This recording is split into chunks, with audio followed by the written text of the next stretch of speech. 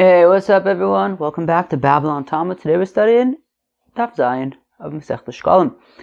The Daf begins with kind of a continuation of the more technical inyanim from yesterday about like Yiplul and Nedava versus Shlamim, Moser, Chatas, and things like that. And then we get on to a new halacha / new mishnah, which actually has some really cool, some really beautiful agaritas, which is cool. And then we finish up the second parak of Sheqalim and start the third parak. So it's going to be a cool daf. Let us go weiter. We are at the very bottom of Daf Vav Amud Beis. Moser Nazir Linedave. So the Mishnah had said that if you have a fellow and he's a Nazir, and now he needs to bring his korbanis. A Nazir at the end of his Nazirus, right? So they say Stam Nazirus is Shloshim Yom. If a fellow says, "Look, I'm going to be a Nazir," and he doesn't give a time limit, a time frame, so the basis is, the default is 30 days. So now let's say that that's what we're talking about. So at the end of his 30 days, or whatever it is, at the end of his Nazirus, so he has to bring 3 korbanis. He brings a chatas, an ola, and a shlamim. So most are Nazir l'nedava. We're saying if he has leftover money after he purchases his korbanis, so then that money is l'nedava, goes to the Ketzah Mizbeach fund. Rav Chizda Amar says of Chizda, V'hu sheker v'chatasu basof. That is, however, if the last animal that he offers is the chatas. Aval iker v'hu shlamim basof mosar and shlamim. But if the last offering that he offered was a shlamim, so then the leftover money is going to be a shlamim. And as the article pointed out, even if the last offering that he offered was an ola, so then the moser nazir would be an ola. Amr B'Zeir says, B'Zeir afilu kervu shlamim lebasov, that even if the last offering that he offered was a shlamim, nonetheless, Mosar Nazir is going to be l'nedava to the Ketzah Mizbeach fund, because halacha achasi b'nazir shetiyah Mosar nedava, period. Because it's a low plug, it's one halacha for a Nazir, which is that whatever leftover funds there are going to be a nedava, and that's that. No matter what his last korban was. Masnisim Misayeh L'Dain, Masnisim Misayeh L'Dain. And the Gemara says that there's a brisa to support each view. There's this brisa to support Rav Chizda's view, that if the last offering that he offered was a shlamim, the Moser Nazir would be a shlamim. And there's also a brisa to support the view of Reb Zeira, which is that it's a low plug, that the leftover funds will always be l'nedava. Masnisa Mesayeh Reb Zeira. So we have a brisa that supports Reb Zeira that it's always going to be l'nedava. Eiluin Maus Sesumin. If you have a fellow who is a Nazir and he set aside money to bring his korbanis at the end of his Nazirus, and then he passes away l'maaseh. So now there's this money that he had set aside. So kol shed mechatas meis, you could drop the word meisas. Kol shed mechatas me'oravos boyen, vafilu hifrish mechatas mitocha mo sesumin hein. That if there is the money for a chatas in that money that was set aside by this Nazir when he was alive, and even if the chatas money was already separated from it, i.e., what's left over is the shlamim and the ola, it makes no difference. It's still considered ma'us sesumin, this money that he had set aside, and it's going to be l'nedava, and that is that. There's no exception there. So that is a support for Reb Zeira. Masnisim Mesayeh Rav Chizda, and here is a brisa that supports Rav Chizda, which is Elu l'chatasi ve'ashar l'shar nezirusi v'meis. So if you have a fellow who sets aside money for his, he's a Nazir, and he sets aside money, and he says, okay, so here's a whole bunch of money. This is going to be for my korban chatas, and then the rest of it is going to be for my ola and for my shlamim. Now here's the Indian, friends, that Me'ila has come up a few times, getting benefit from Kodshim, from Kodesh. Now that applies to Kodshei Kodshim. It does not apply to Kodshim Kalim. An ola is Kodshei Kodshim, a shlamim is Kodshim Kalim. So now, he already set aside the money for the chatas, but now there's the rest of this money, which is for his ola and for his shlamim, which means that the money that's for the ola is shaykh to me'ila, and the money that is for the shlamim is not shaykh to me'ila. because it's called Sheqalim. So what the Gemara says, Vashar l'shar nizirusi, v'meis, and he pasha dies. Mo'alin b'chulan ve'in mo'alin b'miksasin. So if he then gets benefit and buys lots of pizza with all of the money, Imamish spends all of the money, splurges on pizza. So in that case, he's going to be over on Me'ila. Let's go weiter for a second. Ve'in mo'alin b'miksasin. But let's say he spent half of the money on pizza, so then he will not be violating Me'ila. How come? Because we'll say, well, the half that he spent was the shlamim half. The money that isn't shaykh to Me'ila. But if he spends all of it, so then Memela, he spent also the part shaykh to the Ola, which you can be mo'il with. So what do we see? So we see that the money for the Nazir isn't Memele Linidava. It depends what the last thing is. And if the last thing is a shlam, so then it'll be l'shlamim. Okay, and you won't be mo'il. Alright, sounds good to me. V'lo amar imesi b'lunadava, and it doesn't just say blanketly that if the fellow dies, then the money is for a nidava. Okay. Rav Chizda Amar says, Rav Chizda Moser lachmo shonazir yurkov. Okay, now additionally, the Nazir also brings 10 breads, which of course are matzahs. So he brings these 10 breads. So if there's leftover bread, so then it just rots. There's nothing you can do with it. Rabbi Yossi v'yos. Rabbi Yossi says, and that makes sense, because la'krivo b'fnei atzmo ein at yachol she'ein l'cha lechem karev la'atzmo. Because what are you going to do with this bread? You can't offer it as a sacrifice. You don't offer just bread. Bread always accompanies something else. I don't know, lachmei toda, or this lachmei nazir, whatever it is.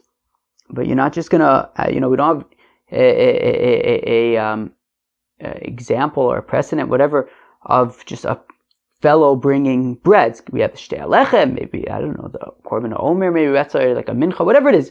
You don't have a fellow just like offering bread, okay?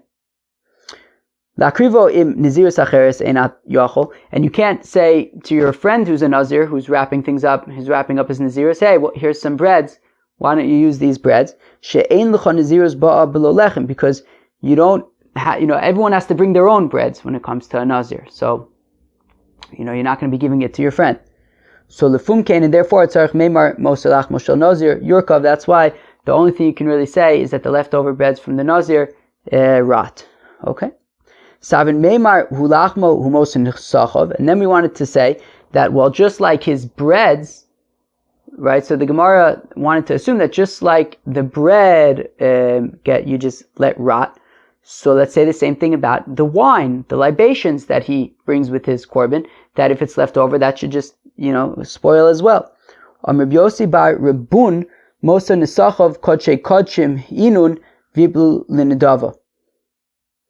So says Rabbi Yossi bar Rebun that actually the wine is Kodshe Kodshim, and therefore it will just become a nidava. All right, sounds good to me. So now we have to read it with this amendment. So al da de Rabbi Yossi bar Bun u Shmuel. So on this of Rabbi Yossi bar Bun and Shmuel, Rav Chizda, Rav Elazar, Shloshtan Amud Avrechad. So basically, Rav Chizda, Shmuel, and Rav Elazar say the same concept. What is this? So Reb Chia Ahon de Amron. Well, no, I think that's supposed to be Rav Chizda. It's shtickle confusing, but I think it's Rav Chizda. Rav Chizda, that which we said that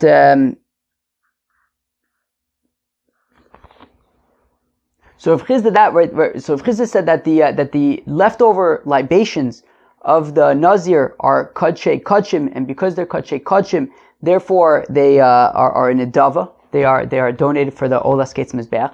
And then let's go weiter shtickle. So, where am I? Shmuel, the Amr of Yossi, that says Reb Yossi at the very beginning of our Gemara. What did he say? So, Ado Anatamon, that Rabbi Yossi says that when he was in Bavel, Shamis called Rabbi Yehuda Shoyel L'Shmuel, that he heard Rabbi Yehuda asking Shmuel, Hifrish Shiklo Vames Amrle Yiplin Nedava. What's the halacha if a fellow set aside his machtus a shekel and then he died? So Shmuel said that it's also going to be Yiplin Nedava because the shekel is used to purchase, musafs and stuff, which is kachim. And Reb Elazar, because it says Omer Moser Asir Seifa Shalom, Reb Yochanan Omer Yulichim Le'am Melech, Reb Elazar Omer Yiplu L'Nedava. As we said yesterday, that the minchas chavitin of the Kohen Gadol, if there's leftover, Reb Yochanan says that you take them and throw them and cast them into the Dead Sea, whereas Reb Elazar says that it's Nedava, and that is kachim. Oh my gosh, I always confuse those. Kachim also, and it is for the Ketzah Mizbeach fund. So we see that Rav Chizda, Shmuel, and Rav Lazar all agree that when you have kachim, if there's leftovers, they are part of the Ketzah Mizbeach fund. And with that, we move on to the next halacha. Says the Mishnah, Mosar Shvuyim L'Shvuyim. If there was a fund to, what's it called? Pidyon Shvuyim, to redeem captives, right? If there was a fund for, if they needed to pay ransoms or whatever it is, to bring back captives, so if there's leftover money in that funds, well, you keep it in the fund so that there's more money if ever they need it again. Mosar Shavu Lo So Shavi. However, if they specifically raise funds for a particular captive, so then if there's leftover money after whatever negotiations they needed to do, it goes to that fellow. Mosar Aniyim La'aniyim, Mosar Ani La'oso Ani. And similarly, if there is a fund for poor people, so whatever is left over stays in the fund. However, if they raise money for a specific poor person, then whatever is left over goes to that fellow. Hamesim L'Mesim, Mosar Mesim L'Mesim. If there's a fund to pay for funeral expenses, so whatever is left over stays in the fund. Mosar Ames L'Yorshav. Now, if they collected money for a particular mace to pay for funeral expenses, then whatever is left over goes to his inheritors. I think that's the word. His estate. Reb Meir Omer says, Reb Meir, Mosar Ames Yemunach Ad Shavu Eliyahu. Says Reb Meir that actually if they collected money for a particular nifter, for a particular mace, and there was leftover, so you put it aside until Eliyahu Hanavi comes, and you ask him what to do with it. Reb Nosson Omer says, Reb Nosson, Mosar Ames Bonin Lo Nefesh Al Kavaro. If there's leftover money that they collected for a particular mace, well, put it to work. Build a monument on it, right? Why have a regular matzeva? Build that monument, Darian.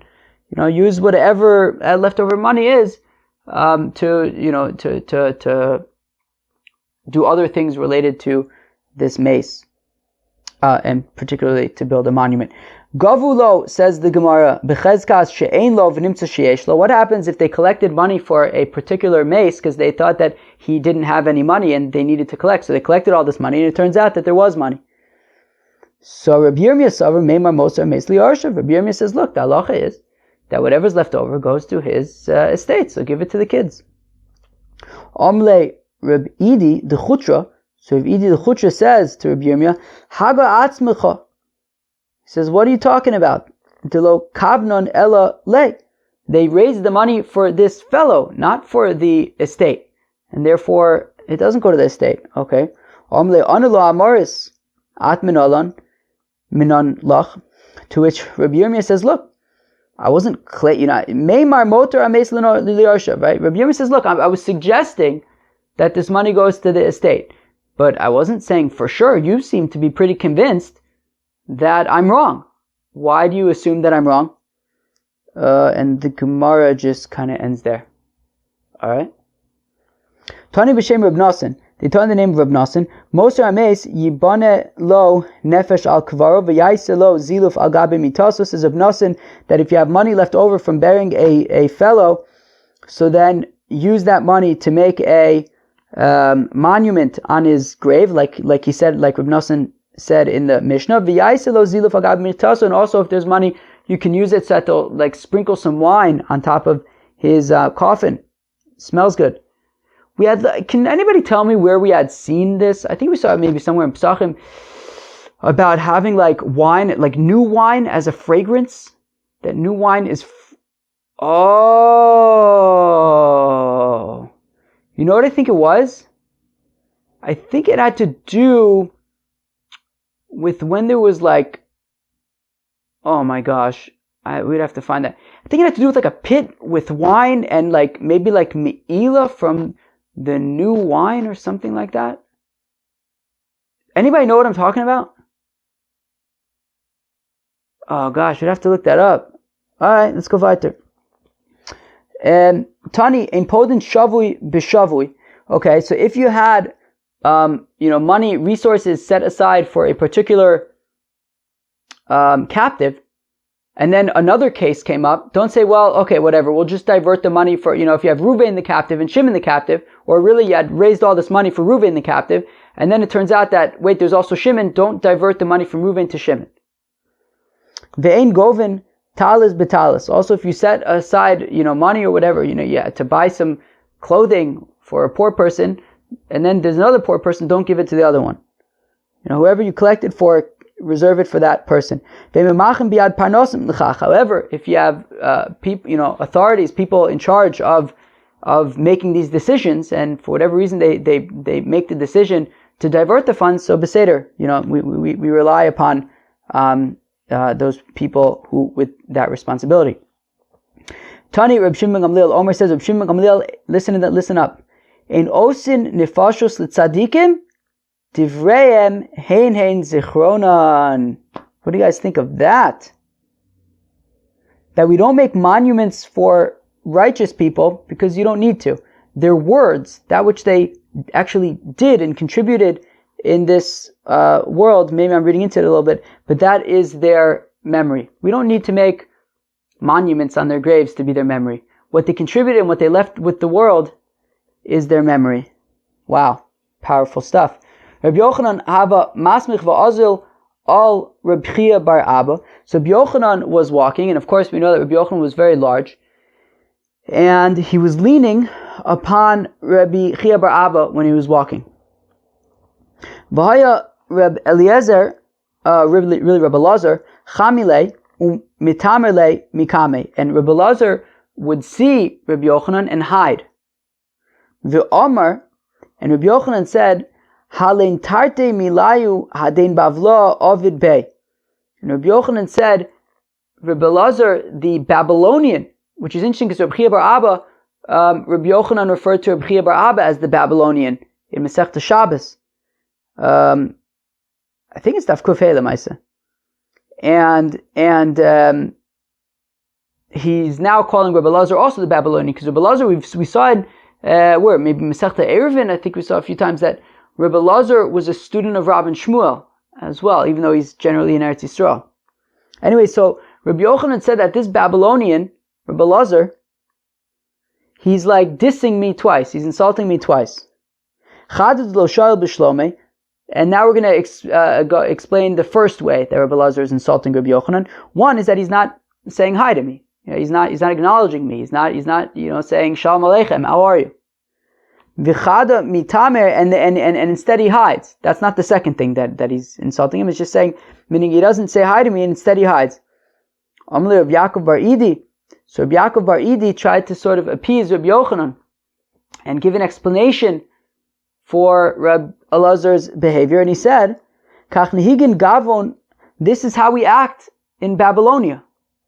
Or maybe how they act in Babylonia. The Ze'ira lo shal b'shlomei derabba, that it's not respectable, not respectful, or it wasn't the custom for a younger person or a sort of a less accomplished person to, greet a great person.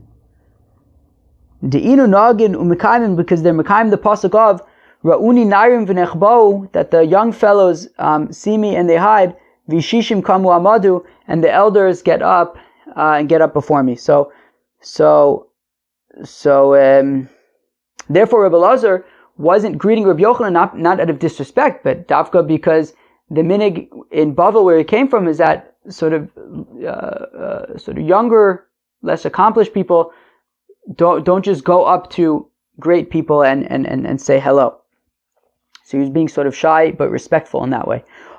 But apparently Rabbi Yochanan wasn't sufficiently appeased with that. So Amar Lehu, so then, or Amar Le, so then Rabbi Yaakov Bar Idi said the following to Rabbi Yochanan: Ma'u the me'ebar kame da adura tzalme. So Rabbi Yaakov Bar Idi asked Rabbi Yochanan, what should you do when you pass the adura idol? Should you acknowledge it? What should you do? Amar Le. So Rabbi Yochanan said, Ma'at poligle yikar avor kamoi v'sami inui.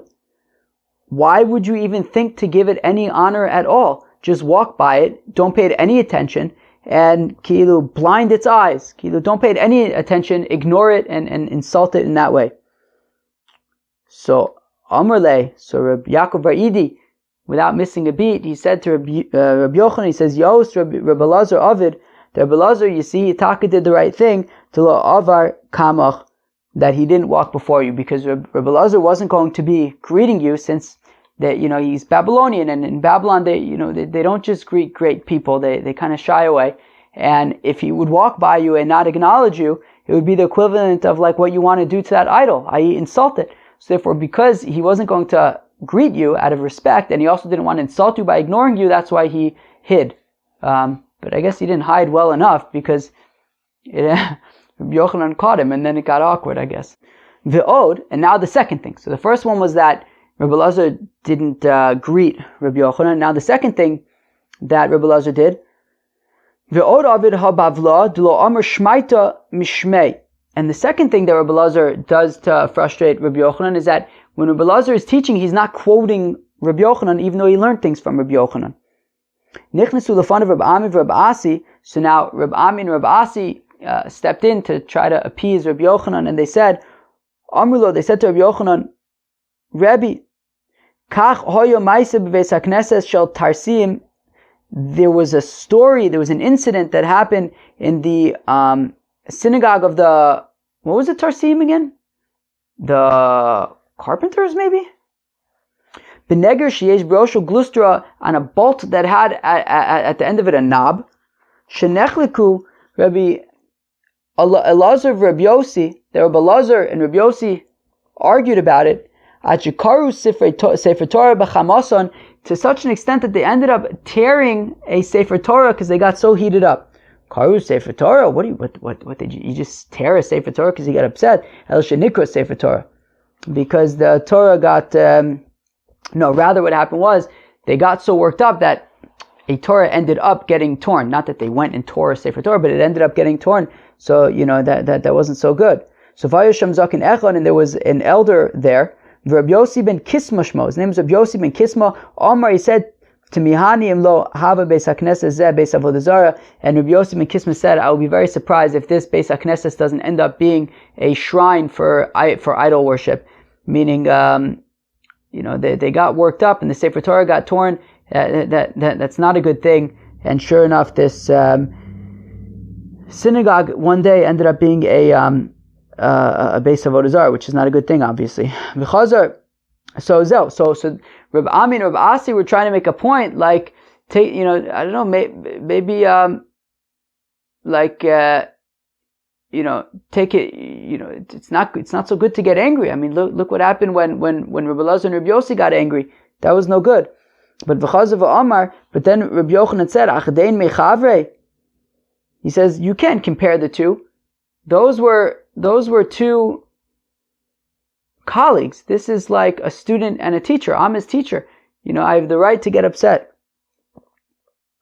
So Nichnas the fun of Rabbi Yaakov Bar Idi. So Rabbi Yaakov Bar Idi once again got jumped in. He says, Ksiv kashetziva Hashem as Moshe Abdo kinsiva Moshe es Yoshua v'Gomer. And it says that just like God created Moshe, Moshe also taught Moshe, commanded Moshe. Moshe also commanded Yoshua. V'chi kol dibur v'dibur Yoshua Yoshev v'dor shayo Omer kach Omer Moshe. What, do you really think that, so Yoshua learned everything from Moshe? Do you think that every single thing that Rabbi Yoshua taught, not Rabbi Yoshua, Yehoshua, Moshe's disciple, the leader, the book of Joshua. So do you think that every single thing that Yoshua said, he was always saying, oh, by the way, this is what Moshe said. This is what Moshe said. Obviously it's what Moshe said. Ali Yoshua Yosef Dorish v'Yodin Akosha Dorish Moshe. Yoshua would teach, and everyone knows that obviously whatever Yoshua is teaching, he learned from Moshe. Afata Elazar Yosef v'Dorish v'Akol Yodin Shator Shacha. Look, Rabbi Elazar, he sits and he teaches, but obviously everybody knows that what he's teaching, he learned from you. Amar Loen. So then Rabbi Yochanan was satisfied, and he said to Rabbi Ami and Rabbi Asi, who tried to appease him by saying, don't get angry, because we see what happened when Rabbi Yossi and Rabbi Elazar got angry. By the way, the Rabbi Elazar by Rabbi Yossi is Rabbi Elazar the Tana, Rabbi Elazar ben Shamuel, whereas the Rabbi Elazar that we're talking about, Rabbi Yochanan, is the Amor, Rabbi Elazar ben Pedas. So Amaloin, Mipnema in Aten, Yodin Ratzos Kivanidi Chaverenu. To which Rabbi Yochanan says to Rabbi Ami and Rabbi Asi, why are you unable to appease me like as well as Rabbi Idi bar Ovin is able to appease me? You guys didn't do a good job. He did. Alright. Sorry, not Rabbi Idi bar Ovin, Rabbi Yaakov bar Idi. Rabbi Yochanan Maikulei. And what's the big deal? How come Rabbi Yochanan wanted so badly that Rabbi Elazar should be quoting him? The Yemrun Shmaita Mishmei. The Av David Bikesh Aleh Rachamim, that even David HaMelech beseeched the Eibishter that people should quote him. Shenemar, as the pasuk says, Agur ba'alcha olamim, I will live in your tent forever. Echse b'seisa knafecha sela, I will, cover myself, have shade in your wings forever. What do you really think that David thought he was going to live forever? Ella. This is what David HaMelech said before the Eibishter, Rebbeinu Shalom, Master of the world,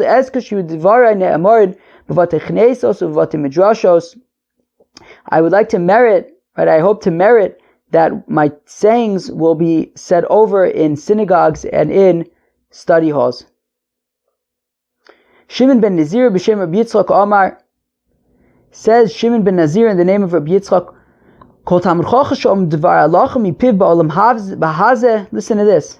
Any Talmud Chacham that they say a halacha from him in this world, sifsosav rocha shos imo bakever, his lips move in the grave. Interesting. As the pasuk says, "V'chikech kiyen hato v'gomer doviv sifse yishenim." The pasuk says in Shir Hashirim that your lips, that your palate is like good wine, and it moves the lips of those who are sleeping. Makomish anovim zed, just like when you have apparently it's heated up wine or something. When you put your finger in it, miyad dovev, it bubbles. Also the lips of the righteous. When you quote a halacha from them, so then their lips move in the grave. So why is that so good? Like, what's so kishmak about your lips moving when you're dead? So Bar Nazir Amar Kaden Deshasi Konditon. Bar Nazir said, well, it's the feeling of when you drink konditon. I don't know what that is. Rabbi Yitzchak Amar Kaden Deshasi Chamer Atik. It's like when you drink old wine. I can relate more to that. Maybe I would like to drink more wine, old wine more than I do, but I get it, a shtickle. But the point is that it lingers. Meaning the taste of old wine, it stays in your palate for a while. So here also, kilu, that the person who has halacha that people are saying in this world, it kind of stays and lingers even after death. Wow. That guy in the motorcycle, he very badly wanted to get into the Gemara shir, so he made a lot of noise with his motorcycle, and now he was Zayche to be on Babylon Talmud. Although, hopefully once is enough. That even though you drink it, the flavor is still there. So you're also, even though the fellow has moved on to the next belt, but his words are still felt in this world, and he also feels them even after death. Rav Gidl Amr says, Rav Gidl Omer Shmuel b'shem Omra says Rav Gidl that when somebody quotes something in the name of somebody else, Yireh bal Shmuel ki'ilu omed lenegdo, you should view it as if the person who you're quoting is standing in front of you. Shneimar, as the pasuk says, Ach b'tzelem yisalech ish, that with a vision, with a figure, a person should walk. Either when you quote somebody, you should see him in front of you. Ksiv, it says Rav Adam Yikra Ish Chazdo, that or was it Yikare maybe? Rav Adam Yikra Ish Chazdo, that a great person, a person will call out his kindness, is Ashar Kol Adam. Okay, that's everybody else. All right. Bishamunim Miyimtza, when it says but a precise person who will be found, Ze Reb Zeira. This is Reb Zeira. Okay, what does that mean? The Amar Reb Zeira, that Reb Zeira says, Lesnan Tzrichin Chashashin L'Shmaiti L'Rav Sheshes. Do you hear this? That we don't need to pay attention to the teachings of Rav Sheshes, Dugava Mefatra, because he was blind. What does that mean? I think what he's saying is that because he was blind, he was like unable to see things, see text, see the person who's teaching it, and therefore it rubbed off on his, effectiveness to learn and to teach and to be a Talmid Chacham. But I mean, it was Rav Sheshes. I don't know. Amar Reb Zeira Reb Asi Chakim Rebbe Levar Pasya Dat Amar Shmaita Mishmei.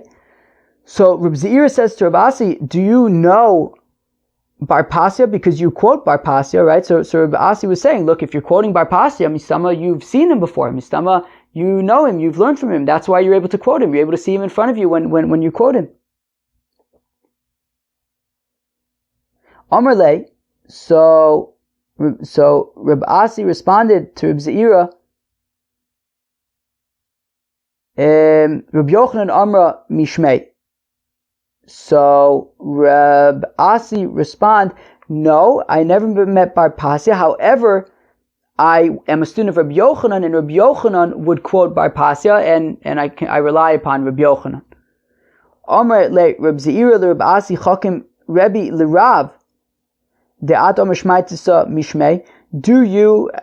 Are you familiar with Rav? Because Reb Asi, you quote Rav. So have you met him? Do you know him? Did you learn from him? Amar le Rav Ada bar Ahava Amar Mishmei.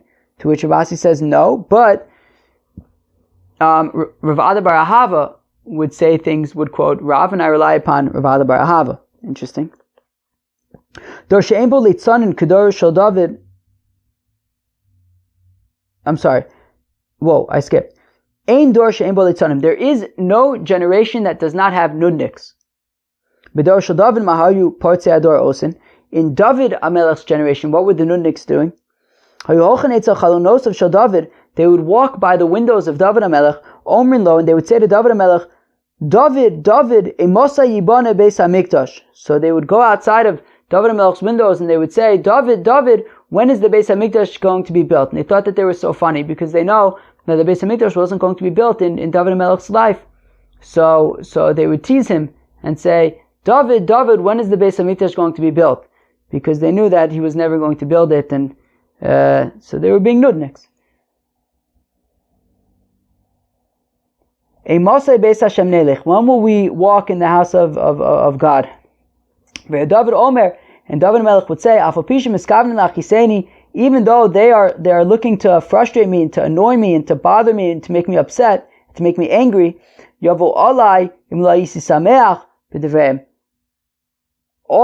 wish that we would have Beis Hashem Nelech. I'm taka happy when they say that we should walk in the house of God, meaning Kilu, they were teasing David HaMelech that you're never going to see the Beis HaMikdash. David HaMelech says, yeah, granted that I won't see the Beis HaMikdash, yet I still would be thrilled if, even if I died today, if it meant that the Beis HaMikdash would come sooner.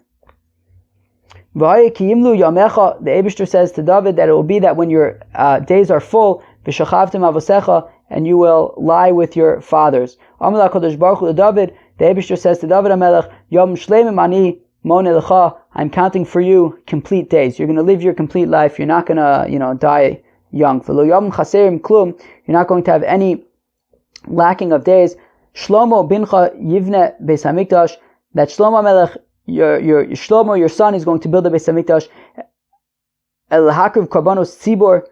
I think there must be some words missing or something, but no, I skipped a word. That's why. Klum Shlomo bincha yivne Beis Hamikdash El Hakriv Korbanos Tzibor. What's the significance of Shlomo Melech building the Beis HaMikdash? So that you can bring korbanos sibor, so you can bring communal offerings. Chaviv alay tzedakah u'mishpat shata oseh yoser min hakorban shneimar oseh tzedakah u'mishpat nivchad Hashem mizevach. Says God, look, I'm more, your tzedakah, your righteousness and your judgment that you do is greater to me than the sacrifices that will be in the Beis Hamikdash. As the pasuk says, that somebody who does tzedakah and mishpat is more choice than a sacrifice. So Keilu, David HaMelech wanted the Beis Hamikdash to be built. Hashem says, look, I'm not in any rush. The tzedakah and mishpat that you do is I'm more than happy with that. Hajan Olach Mitzaref and Sheqalim. We will come back to you, Mitzaref and Sheqalim. That is the second parak of Masechta Sheqalim. Moving on to the third parak of Masechta Sheqalim.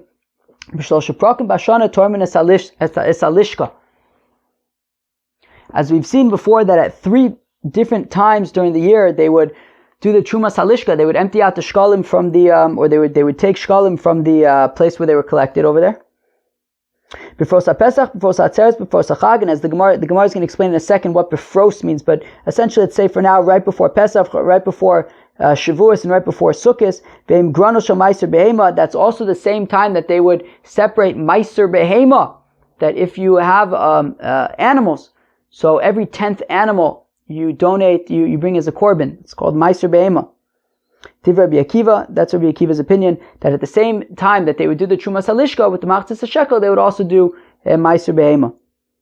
Ben Azai Omer says, Ben Azai be'esim v'tisha ba'adar, that actually the 3 dates were the 29th of Adar, uve'echad b'Sivan, and the 1st of Sivan, uve'esim v'tisha ba'av, and the 29th of Av. Reb Lazar v'Reb Shimon Omrim, be'echad b'Nisan, that the dates were the 1st of Nisan, be'echad b'Sivan, the 1st of Sivan, v'chavtes Be'elul, and the 29th of Elul, v'lama amu b'chavtes be'elul. How come Reb Lazar and Reb Shimon said the 29th of Elul, v'la amu be'echad b'Tishrei, and they didn't say the 1st of Tishrei? Because the reason why Reb Lazar and Reb Shimon said that the third time that you do Meiser Sheni is the 29th of Elul, they didn't say the 1st of Tishrei, because the 1st of Tishrei is obviously Rosh Hashanah, and you don't do Meiser Behema on Yom Tov. Therefore, they did it a day earlier, on the 29th of Elul. Says the Gemara, Amar Babau, Kol Hein Ditaninan Pras Palga. Whenever the Mishnah says pras, or Kilu B'fros HaPesach, B'fros HaTzeres, B'fros HaChag, it means half. Palga de Lamed Yom, Kodem L'moed Shedoshim B'Chosav, halfway through the 30 days prior to the Yom Tov that you teach the halachas. So Kilu 15 days before Sukkot, 15 days before Pesach, 15 days before Shavuos, that is when we do the Trumas Halishka, and we'll stop here for Daf Zayin. So at the beginning of the Daf today, we continued with more of the Moser HaNazir, and what you do with that. There was a machlokas there between Rav Chizda and Rav Zeira. Rav Chizda said that it depends. If the last korban that the Nazir offered was a chata, so then it is nidava. If the last korban that he offered is a shlamim, so then the moser of the Nazir would be a shlamim. Whereas Reb Zir says it's a low plug; it's always going to be a nidava. Then we started a new parak about leftover money from pidyon shvuyim.